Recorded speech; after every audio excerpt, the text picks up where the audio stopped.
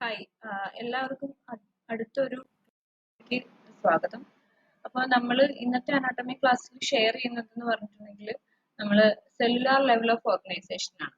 അപ്പോൾ cellular level of organisation എന്ന് പറഞ്ഞാൽ നമ്മളുടെ ഒരു structural level of organisation of human ബോഡിയിൽ രണ്ടാമത് വരുന്ന ലെവലാണ്. അപ്പൊ നമ്മൾ കഴിഞ്ഞ ക്ലാസ്സിൽ പഠിച്ച കാര്യം എന്ന് പറഞ്ഞു കഴിഞ്ഞാൽ കെമിക്കൽ ലെവലിൽ എന്തൊക്കെയാണ് ഒരു ഹ്യൂമൻ ബോഡിയിൽ നടക്കുന്നത്, അവിടുത്തെ കമ്പോണൻസ് എന്തൊക്കെയാണെന്നാണ് നമ്മൾ പഠിച്ചത്.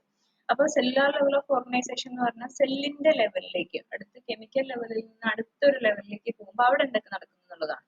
അപ്പോ നമുക്കറിയാം എന്ത് ചെയ്യാണ് നമ്മൾ ഇന്നത്തെ ക്ലാസ്സിൽ നമ്മൾ കൂടുതലായിട്ട് നോക്കുന്നതെന്ന് പറഞ്ഞാൽ സെൽസ്, അതിന്റെ സ്ട്രക്ചേഴ്സ്, ഫങ്ഷൻസ്, അതിനെന്താണ് ഹ്യൂമൻ ബോഡിയിൽ ഉണ്ടാകുന്ന സിഗ്നിഫിക്കൻസ് അഥവാ ഇമ്പോർട്ടൻസ് എന്തൊക്കെയാണെന്നാണ് നമ്മൾ ഷെയർ ചെയ്യുന്നത്. ഓക്കെ, അപ്പൊ നമ്മൾ അതിനായിട്ട് ആദ്യമേ അറിയേണ്ട കാര്യം എന്ന് പറഞ്ഞാൽ എന്താണ് സെല്ല് എന്നുള്ളതാണ് നമ്മൾ അറിയേണ്ടത്. What are cells? സെല്ലുകൾ എന്ന് പറഞ്ഞാൽ എന്താണ്?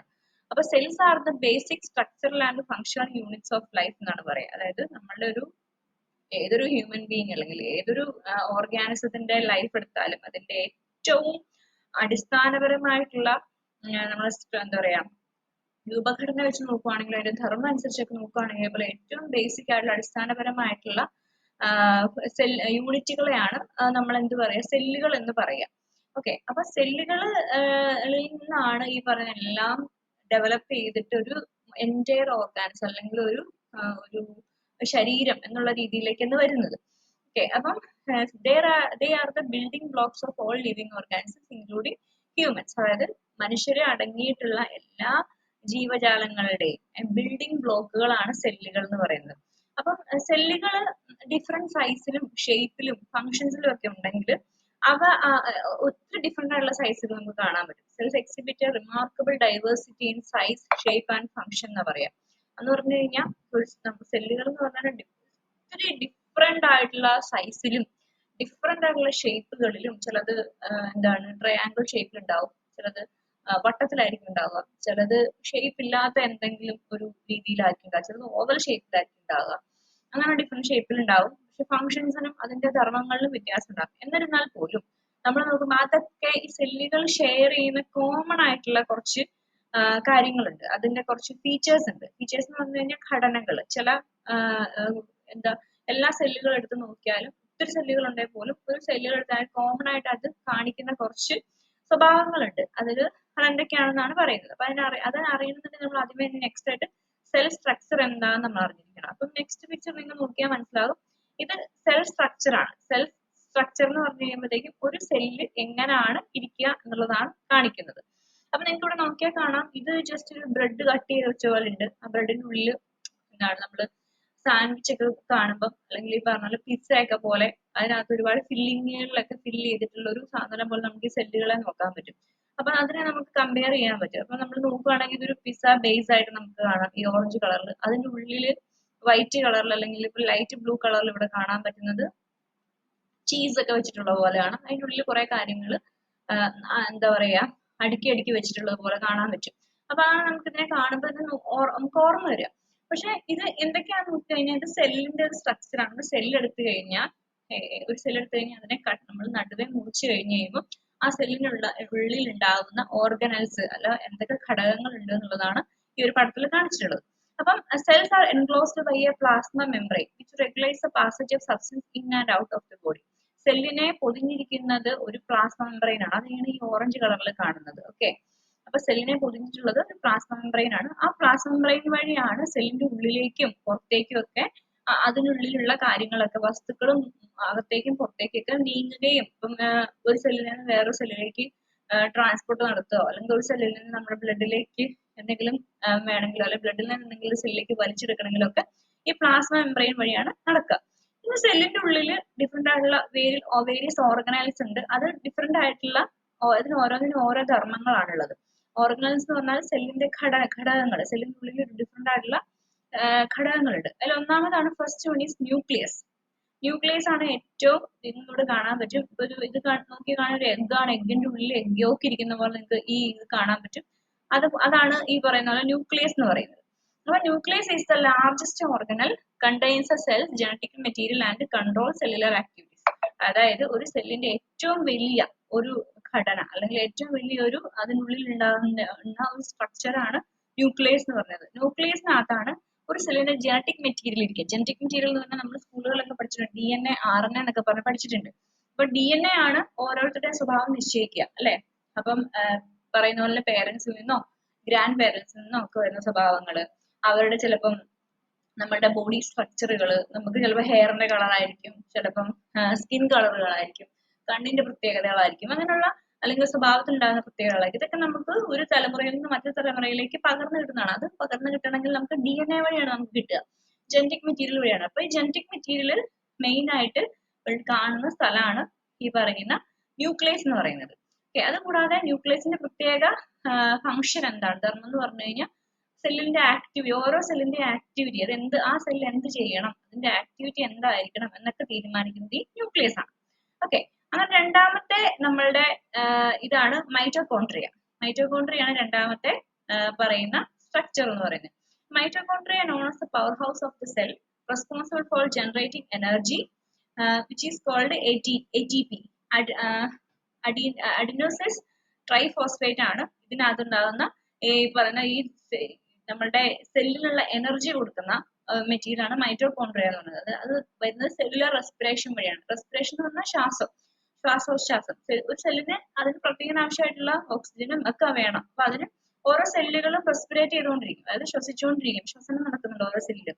ആ ശ്വസന പ്രക്രിയ നടക്കുന്നത് ATP അഥവാ അഡിനോസിസ് ട്രൈഫോസ്ഫേറ്റ് എന്ന് പറയുന്ന ഒരു മെറ്റീരിയൽ വഴിയാണ് എന്ത് നടക്കുക, ഈ പറയുന്ന സെല്ലുലർ റെസ്പിറേഷൻ നടക്കുക. അതുവഴി എനർജി സെല്ലിന് കിട്ടും. ആ എനർജി കൊടുക്കുന്ന സ്ഥലമാണ് മൈറ്റോകോൺട്രിയ. ഒരു മുഴുവൻ സെല്ലിനുള്ള എനർജി ലഭിക്കുന്നത് ഈ മൈറ്റോകോൺട്രിയ വഴിയാണ്. ഇതാണ് മൈറ്റോകോൺട്രിയ, ഈ കാണുന്നതാണ് മൈറ്റോകോൺട്രിയ. ഓക്കെ, അടുത്തതാണ് എൻഡോപ്ലാസ്മിക് റെറ്റിക്കുലം. അടുത്താണ് എൻഡോപ്ലാസ്മിക് റെറ്റിക്കുലം അഥവാ ER എന്ന് പറയും. എൻഡോപ്ലാസ്മിക് റെറ്റിക്കുലം ആണ് മൂന്നാമത്. ഇപ്പൊ കാണാം, ഇതാണ് എൻഡോപ്ലാസ്മിക് റെറ്റിക്കുലം. അപ്പം എൻഡോപ്ലാസ്മിക് റെറ്റിക്കുലം എന്താണെന്ന് നമുക്ക് നോക്കാം. Involve in protein and lipid synthesis. അതായത് എൻഡോപ്ലാസ്മിക് റെറ്റിക്കുലത്തിലാണ് പ്രോട്ടീന്റെ, നമ്മുടെ ശരീരത്തിലെ പ്രവർത്തനങ്ങൾക്ക് ആവശ്യമുള്ള, പ്രത്യേകിച്ചും മസിൽ ബിൽഡിങ്ങിനും എനർജിക്കും ഒക്കെ ആവശ്യമായിട്ടുള്ള പ്രോട്ടീനുകളും പിന്നെ ലിപ്പിഡുകളും ഫാറ്റുകളും ഇവയൊക്കെ നിർമ്മിക്കപ്പെടുന്നത്, അതിന്റെ സിന്തസിസ് നടക്കുന്നത് എൻഡോപ്ലാസ്മിക് റെറ്റിക്കുലത്തിലാണ്. ഓക്കെ, ഇതാണ് എൻഡോപ്ലാസ്മിക് റെറ്റിക്കുലം. ഇവയിൽ കൂടെയാണ് ഒരു സെല്ലിൽ നമുക്ക് ശരീരത്തിന് ആവശ്യമായിട്ടുള്ള ഇങ്ങനെയുള്ള ഓരോ സെല്ലുകളിലും, എൻഡോപ്ലാസ്മിക് സെല്ലുകളിലുള്ള ഓരോ എൻഡോപ്ലാസ്മിക് റെറ്റിക്കുലത്തിൽ നിന്നാണ് നമുക്ക് ആവശ്യമുള്ള പ്രോട്ടീനിന്റെയും ഫാറ്റിന്റെയും ഒക്കെ ഉത്ഭവം അവിടെ നിന്നാണ് ഉണ്ടാവുക. അടുത്താണ് ഗോൾഗി അപ്പാരറ്റസ്. ഗോൾഗി അപ്പാരറ്റസ് അഥവാ ഗോൾഗി ബോഡീസ് എന്ന് പറയും. നെക്സ്റ്റ് ഈസ് ഗോൾഗി അപ്പാരറ്റസ് അഥവാ ഗോൾഗി ബോഡീസ്. ഗോൾഗി ബോഡീസ് എന്ന് പറഞ്ഞാൽ to modify sorts and packages proteins for secretion or use within the cell. അതായത് നമുക്ക് ആവശ്യമായിട്ടുള്ള ശരീരത്തിലെ പ്രോട്ടീനുകളെ തരംതിരിക്കുകയും അതിന്റെ ഓരോ സെല്ലിനും ഓരോ പ്രവർത്തനത്തിനും ആവശ്യമായ രീതിയിലേക്ക് മാറ്റിയെടുക്കുകയാണ് മോഡിഫിക്കേഷൻ എന്ന് പറഞ്ഞത്. ഇപ്പം ചില പ്രോട്ടീനുകൾ എന്ന് പറഞ്ഞു കഴിഞ്ഞാൽ ഇപ്പം മസിൽ പ്രോട്ടീനുകൾ മെയിൻ ആയിട്ട് നമുക്ക് ആവശ്യമുള്ളതെന്ന് വെച്ചിട്ടുണ്ടെങ്കിൽ നമുക്ക് സ്ട്രെങ്തിനും ഈ പറയുന്ന ഒരു പ്രൊട്ടക്ഷൻ എന്നുള്ള രീതിയിലാണ്. പക്ഷെ ഡിഫറെന്റ് ആയിട്ടുള്ള വേറെ പ്രോട്ടീനാണ്. ഇപ്പൊ ഒരു നെർവ് സെല്ലിലുള്ള ന്യൂറോണിലുള്ള പ്രോട്ടീൻ എന്ന് പറഞ്ഞു കഴിഞ്ഞാൽ അതിന്റെ ഇലക്ട്രിക് വേവ്സുകളെ പാസ് ചെയ്യാൻ വേണ്ടിയിട്ടാണ് അതിന് പ്രോട്ടീൻ ആവശ്യമുള്ളത്. അപ്പം ഓരോ പ്രോട്ടീനുകളുടെയും അതിന്റെ ആവശ്യം അനുസരിച്ച് മോഡിഫൈ ചെയ്യുകയും തരംതിരിക്കുകയും ഡിഫറെന്റ് ആയിട്ടുള്ള പാക്കേജുകളാക്കി മാറ്റുകയും നമുക്ക് ഒരു സെല്ലിനുള്ളിൽ ആവശ്യം വരുന്ന സമയത്ത് സെക്രീറ്റ് ചെയ്യും, അതിനെ പുറപ്പെടുവിക്കുകയും ചെയ്യാനായിട്ട് ഹെൽപ്പ് ചെയ്യുന്നതാണ് ഗോൾഗി അപ്പാരറ്റസ് അഥവാ ഗോൾഗി ബോഡീസ്. ഓക്കെ, ഇവിടെയാണ് ഇതിന്റെ പാക്കേജിങ്ങും മോഡിഫിക്കേഷനും ഈ പറയുന്ന സോർട്ട് ഔട്ട്, അതായത് പ്രോട്ടീനുകളെ തരംതിരിക്കലും പിന്നെ ആവശ്യാനുസരണം ഇതിനെ സെക്രീറ്റ് ചെയ്യുകയൊക്കെ നടക്കുന്നത് ഈ ഗോൾഗി അപ്പാരറ്റസ് അല്ലെങ്കിൽ ഗോൾഗി ബോഡീസിലാണ്. അടുത്താണ് ലൈസോസോം. ലൈസോസോം എന്ന് പറഞ്ഞു കഴിഞ്ഞിട്ടുണ്ടെങ്കിൽ ഇതാണ് ലൈസോസോം. ലൈസോസോം എന്ന് പറഞ്ഞാൽ contains enzymes for intracellular digestion and waste removal. അപ്പം അതിനാദ്യം നമ്മൾ എൻസൈം എന്താന്ന് നോക്കാം. അപ്പൊ കഴിഞ്ഞ ക്ലാസ്സിൽ നമ്മൾ എൻസൈം പഠിച്ചു. എൻസൈം എന്ന് പറഞ്ഞാൽ കാറ്റലിസ്റ്റുകളാണ്, ഒരു പ്രവർത്തനത്തെ ത്വരിതപ്പെടുത്താൻ വേണ്ടി സഹായിക്കുന്ന കെമിക്കലുകളെയാണ് നമ്മൾ എൻസൈമുകൾ എന്ന് പറയാം. അപ്പൊ ഈ ലൈസോസൈമിൽ മെയിൻ ആയിട്ടുള്ളത് എൻസൈമുകളാണ്. എൻസൈമുകൾ എന്താ ഹെൽപ്പ് ചെയ്യുന്നത്? ഈ സെല്ലിനുള്ളിൽ നടക്കുന്ന ഡൈജഷൻ, അതായത് ദഹന പ്രവർത്തനങ്ങൾ, സെല്ലിന്റെ ഉള്ളിലെ ദഹന പ്രവർത്തനങ്ങളെ അതുവഴി ഉണ്ടാവുന്ന വേസ്റ്റിനെ റിമൂവ് ചെയ്യാൻ വേണ്ടി ഹെൽപ്പ് ചെയ്യുന്ന എൻസൈമുകളാണ് ഈ ലൈസോസൈമിലുള്ളത്. അപ്പൊ ലൈസോസൈമിന്റെ പ്രത്യേകത എന്ന് പറഞ്ഞാൽ ലൈസോസൈമിനുള്ളിൽ ഒരുപാട് എൻസൈമുകൾ അടങ്ങിയിട്ടുണ്ടാവുക.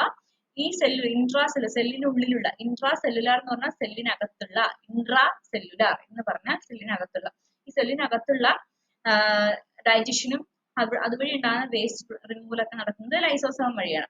അടുത്തത് സൈറ്റോപ്ലാസം. നെക്സ്റ്റ് ആണ് സൈറ്റോപ്ലാസം. സൈറ്റോപ്ലാസം എന്ന് പറഞ്ഞാൽ നമുക്കിവിടെ കാണാൻ പറ്റും. ഞാൻ സ്റ്റാർട്ടിങ് നിങ്ങളുടെ അടുത്ത് ഒരു സെല്ലിനെ ഉപമിച്ചതെന്ന് പറഞ്ഞു കഴിഞ്ഞാൽ ഒരു പിസ്സ പോലെയാണ്. പിസ്സയ്ക്കുള്ളിൽ ഒരു ഭാഗത്ത് ചീസ് അല്ലെങ്കിൽ ഉള്ളതുപോലെ നമുക്ക് തോന്നും ഈ സൈറ്റോപ്ലാസം. സൈറ്റോപ്ലാസം അതുപോലെ തന്നെയാണ്, ജെല്ല് പോലെ ഇരിക്കുന്ന, നമ്മൾ ചീസ് ഒക്കെ കഴിക്കുന്ന നമുക്ക് അറിയാൻ പറ്റും, ഒരു ജെല്ല് പോലെയാണ് ഇരിക്കുക അല്ലെ.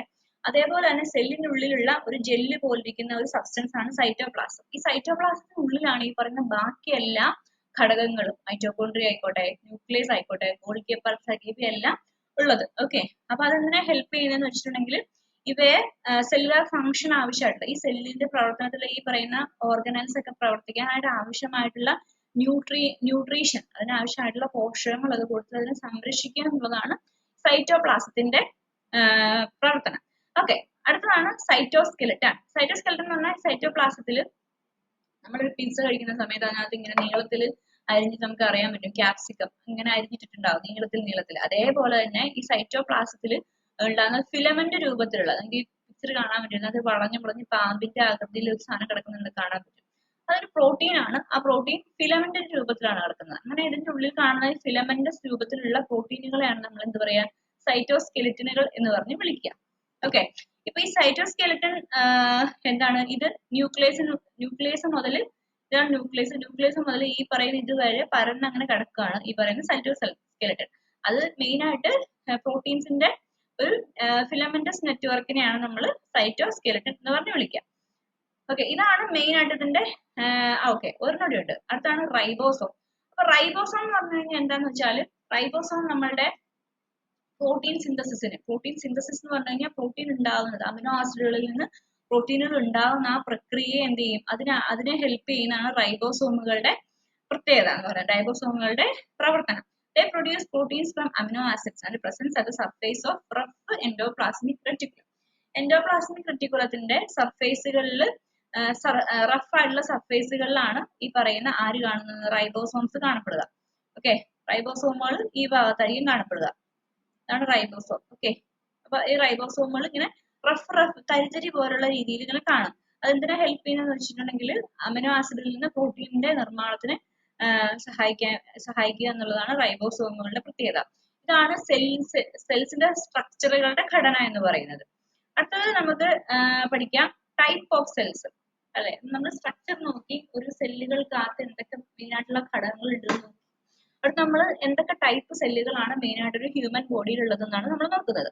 അതിൽ ഒന്നാമത്തെ സെല്ലുകളാണ് മസിൽ സെല്ലുകൾ. മസിൽ സെല്ലുകൾ specialised for contraction and movement. Contraction എന്ന് പറഞ്ഞാൽ ചുരുങ്ങുകയും സങ്കോചിക്കുകയും വികസിക്കുകയും അതുകൂടാതെ നമുക്ക് മൂവ് ചെയ്യാൻ വേണ്ടി നമ്മളെ ഹെൽപ്പ് ചെയ്യുന്ന സെല്ലുകളാണ് മസിൽ സെല്ലുകൾ. നമ്മൾ നടക്കണമെങ്കിൽ, നമ്മൾ ഇരിക്കണമെങ്കിൽ, അല്ലെങ്കിൽ നമ്മൾ കൈ പൊക്കണമെങ്കിൽ, കിടക്കണമെങ്കിലൊക്കെ നമ്മളുടെ മസിലുകൾ കൃത്യമായിട്ട് വർക്ക് ചെയ്യേണ്ടി വരും. ഓക്കെ, അപ്പൊ അങ്ങനെ മൂവ് ചെയ്യാനും അതുപോലെ തന്നെ ചുരുങ്ങാനും വികസിക്കാനും ഒക്കെ എന്ത് ചെയ്യണം, ഹെൽപ്പ് ചെയ്യുന്ന സെല്ലുകളാണ് മസിൽ സെല്ലുകൾ. അതാണ് ഒന്നാമത്തെ ടൈപ്പ് സെല്ലുകൾ നമ്മുടെ ഹ്യൂമൻ ബോഡിയിലുള്ളത്. രണ്ടാമത്തെ സെല്ലുകളാണ് നെർവ് സെൽസ് അഥവാ ന്യൂറോൺസ്. നെർവ് സെല്ല് അഥവാ ന്യൂറോൺ, നമ്മൾ നാഡി ഞരമ്പുകൾ എന്നൊക്കെ പറയും, കേട്ടിട്ടുള്ള നാഡികൾ.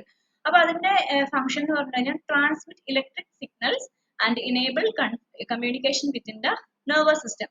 നെർവസ് സിസ്റ്റത്തിനുള്ളില്, നെർവസ് സിസ്റ്റം എന്ന് പറഞ്ഞാൽ നമ്മുടെ നാഡീവ്യവസ്ഥയ്ക്കുള്ളിൽ, നാഡീവ്യവസ്ഥ എന്ന് പറഞ്ഞാൽ ബ്രെയിൻ, നമ്മളുടെ തലച്ചോറ്, നമ്മളുടെ എന്താണ് സുഷുമ്ന അല്ലെങ്കിൽ നമ്മൾ പറയും സ്പൈനൽ കോഡ്, അവയിൽ നിന്നൊക്കെ നമ്മുടെ ശരീരത്തിന് ഡിഫറെന്റ് ആയിട്ടുള്ള പാർട്സിലേക്ക്, വിവിധ ഭാഗങ്ങളിലേക്ക് സിഗ്നലുകൾ അയക്കണം. അതായത് നമ്മളിപ്പം തൊടണമെങ്കിൽ, നമ്മൾ നടക്കണമെങ്കിൽ, ചവിട്ടണമെങ്കിൽ, ഈ പറഞ്ഞ പോലെ തന്നെ ഇപ്പൊ നമുക്ക് പെട്ടെന്ന് എന്തെങ്കിലും റിയാക്ഷൻസ് വന്നു കഴിഞ്ഞാൽ നമ്മൾ കൈ പിൻവലിക്കുക, അങ്ങനെയൊക്കെ തുടങ്ങിയിട്ട് ഒരുപാട് ആക്ടിവിറ്റീസ് നമ്മൾ ചെയ്യുന്നുണ്ട്. അപ്പൊ ആക്ടിവിറ്റീസിനൊക്കെ സിഗ്നലുകൾ കൃത്യമായി വരുന്നത് എന്ന് പറഞ്ഞാൽ ബ്രെയിനിൽ നിന്നാണ്.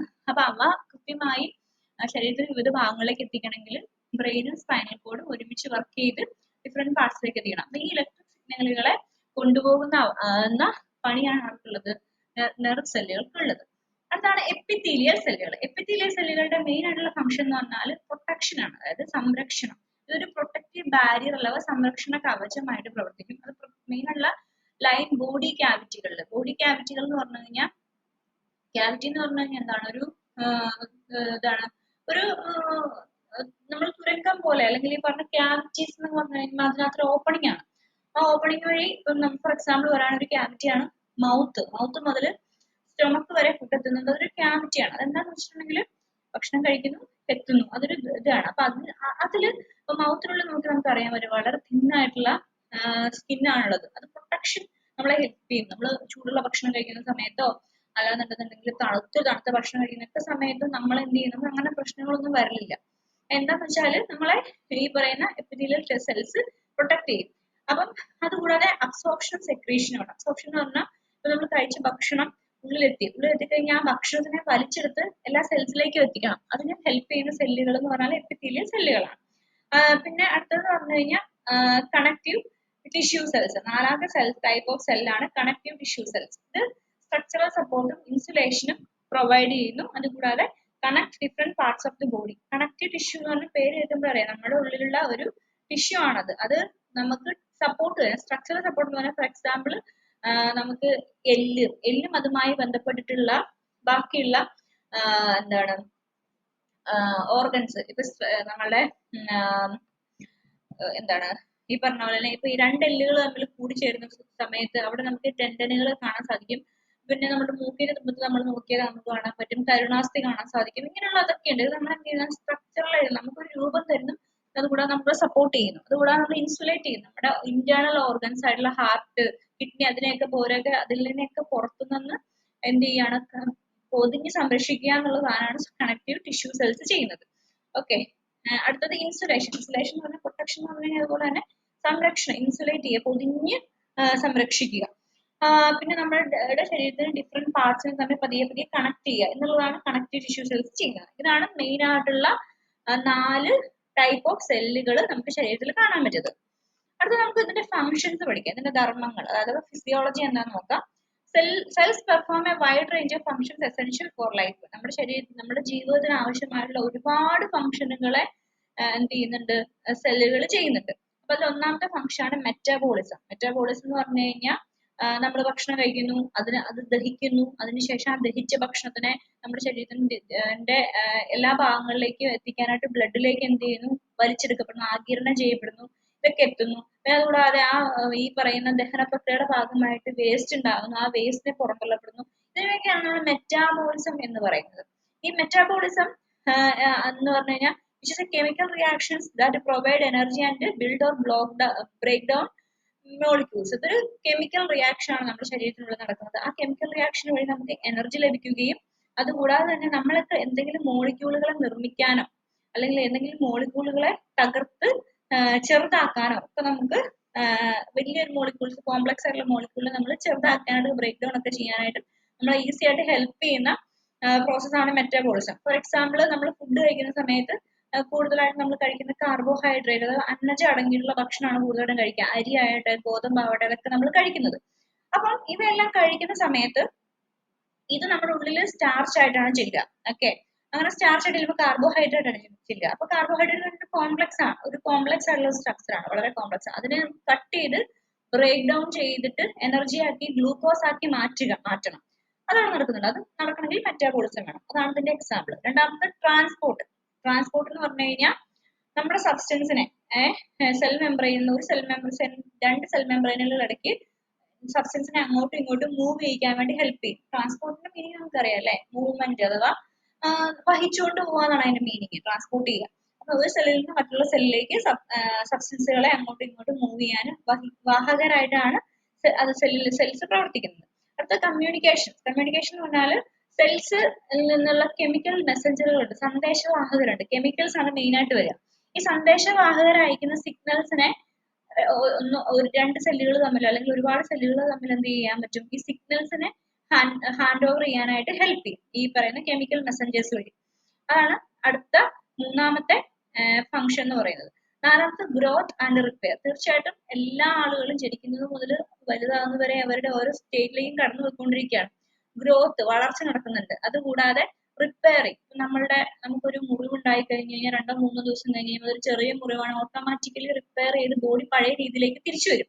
അതേപോലെ എന്ത് ചെയ്യും, അതുകൂടാതെ തന്നെ വളർച്ച, അതിനൊക്കെ നമ്മൾ നടക്കണമെങ്കിൽ സെല്ലുലാർ ഡിവിഷൻ നടക്കണം, അതൊക്കെ നടക്കണം. സെല്ലുലാർ ഡിവിഷൻ പറഞ്ഞ പേരാണ് മൈറ്റോസിസ് എന്ന് പറഞ്ഞത്. ഇത് മെയിൻ ആയിട്ട് നടക്കുന്നത്, സെല്ലുലാർ ഡിവിഷൻസ് നടക്കുന്നത് നമുക്ക് നമ്മുടെ സെല്ലുകളാണ്. അത് നമ്മളെ വളരാനും നമ്മുടെ ഡെവലപ്മെന്റിന് ഓരോ വർഷം പോകുന്തോറും ബ്രെയിൻ ഡെവലപ്മെന്റ് കൂടി വരും, നമുക്ക് അറിയുന്ന കാര്യങ്ങൾ കൂടി വരും. ഒരു കുട്ടിക്ക് അറിയുന്ന കാര്യങ്ങളായിരിക്കും ഒരു മുതിർന്ന ആൾക്കറിയുക, അതിനേക്കാളും എക്സ്പീരിയൻസ് ഉണ്ടാവും ഒരു കുറച്ചുകൂടി പ്രായമായ ആൾക്ക്. ഇങ്ങനെ ഡെവലപ്മെന്റുകളൊക്കെ നടക്കുന്നതിന് ഹെൽപ്പ് ചെയ്യുന്നതാണ് സെൽസ്. അതുകൂടാതെ ടിഷ്യൂ റീജനറേഷൻ, ഞാൻ പറഞ്ഞ പോലെ തന്നെ ഇപ്പൊ ഏതെങ്കിലും മുറിവോ കാര്യങ്ങളൊക്കെ ഉണ്ടായ ഒരു ടിഷ്യൂ ഡാമേജ് ആയി കഴിഞ്ഞാൽ അതേ ഭാഗം നമ്മുടെ ബോഡി തന്നെ ഓട്ടോമാറ്റിക്കലി റിപ്പയർ ചെയ്യും, റീജനറേറ്റ് ചെയ്യും. അതിനെ പഴയ ടിഷ്യൂവിനെ തന്നെ റീജനറേറ്റ് ചെയ്യാം, പിന്നീട് ഉണ്ടാക്കും, മൂടി ഉണ്ടാക്കും. അങ്ങനെയുള്ള കാര്യങ്ങളൊക്കെ ആണ് സെൽസ് നടക്കുക. അടുത്ത ഹീമോസ്റ്റാസിസ്, അടുത്ത ഫംഗ്ഷൻ ആണ് ഹീമോസ്റ്റാസിസ് എന്ന് പറഞ്ഞു കഴിഞ്ഞാൽ നമ്മുടെ പുറത്തുള്ള ചേഞ്ച് അനുസരിച്ച്, പ്രത്യേകിച്ച് ക്ലൈമറ്റ് ചേഞ്ച് ഒക്കെ അനുസരിച്ച് എക്സ്റ്റേണൽ ചേഞ്ചുകളെ, പുറമേയുള്ള ചേഞ്ചുകൾക്ക് അനുസരിച്ച് നമ്മളുടെ ശരീരത്തിന് ഇന്റേണൽ സ്റ്റെബിലിറ്റിനെ ബാലൻസ് ചെയ്യാനും അതിനെ സ്റ്റേബിൾ ആക്കി, maintenance of internal stability and balance, അത് മെയിൻറ്റെയിൻ ചെയ്യാനായിട്ട് ബാലൻസ് നമ്മുടെ ഉള്ളിലുണ്ടാകുന്ന, ഇപ്പം നമ്മുടെ ഇതിനനുസരിച്ച് അനുസൃതമായിട്ട് ഉള്ളിലുള്ള ബാലൻസിനെ എന്ത് ചെയ്യാനായിട്ടാണ്,